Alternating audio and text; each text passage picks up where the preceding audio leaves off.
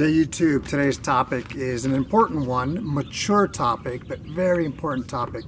Someone asked me the question to discuss about survivors' benefits versus life insurance, or VGLI, which stands for Veterans Group Life Insurance. Here's my thoughts. Survivor benefit program is going to be offered to someone that retires from the military. My familiarity is with the Air Force. Don't know how the other branches do it, but I'm going to assume it's something similar. So Survivor's benefit program is when you retire, if you're married, you're going to go to a meeting that's mandatory with your husband or wife, and they're going to offer you a program called SBP, Survivor's Benefit Program. What this is, let's say I'm retiring. My wife has to go with me to this appointment, and they have to brief us and educate us about this program. And she is going to say, yes, I want that coverage, or no. For active duty, what I've always heard and my research that I've done says it's 55% of the individual's retirement. So let's just say my retirement is $2,000 take home, or my retirement is $2,000.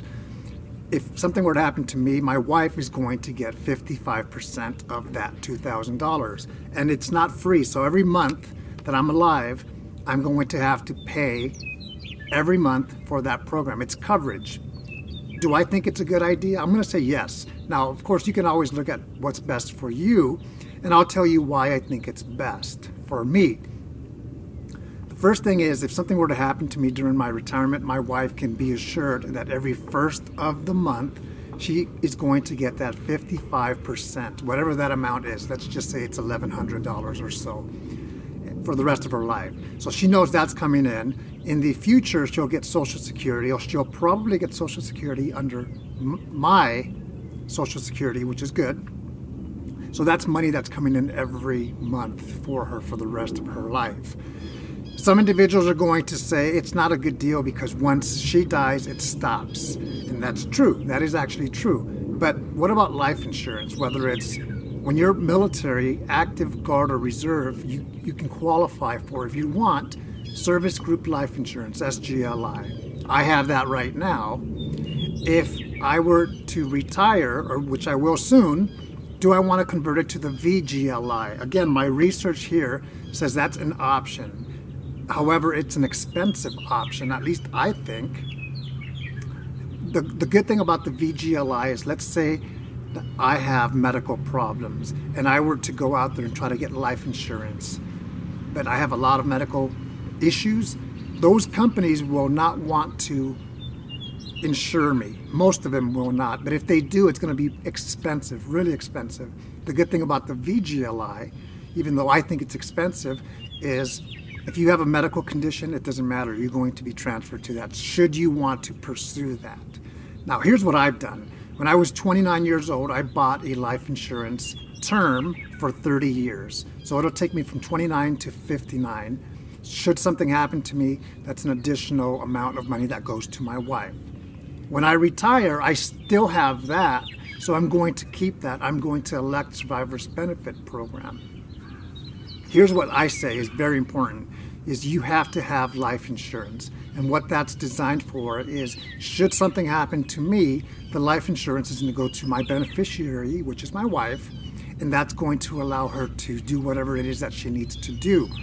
The other thing, I'll take a step further, is we don't have any debt. We owe on our house right now $24,000. And I'm going to knock that out as soon as possible. So this house and this property is, should something happen to me, goes to my wife. She's going to have to decide, do I need 4.5 acres of land and a house? The answer could be yes, the answer could be no.